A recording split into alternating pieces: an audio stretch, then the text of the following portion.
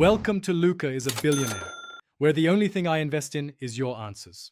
You start by preventing power loss and getting into WinRe. Plug in power and keep the battery attached. If you have a recovery USB, connect it now. If not, force Windows into recovery by interrupting boot 3 times.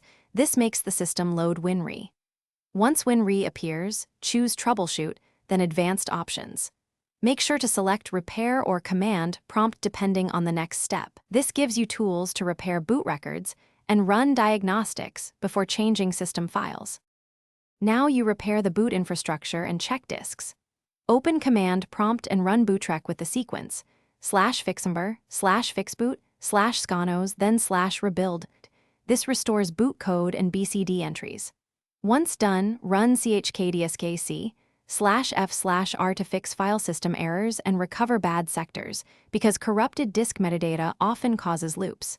If /fixboot fails, use bootsect /nt60sys or temporarily assign and fix drive letters in disk part.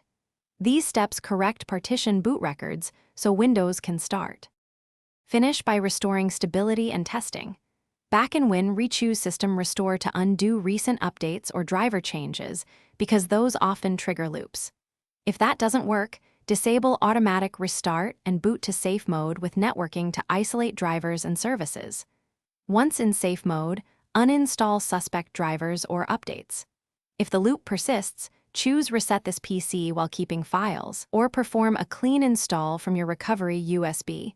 These are last resort fixes. If problems continue, test RAM and SSD/HDD for hardware faults. Thanks for watching and please subscribe. It's the best investment you'll ever make.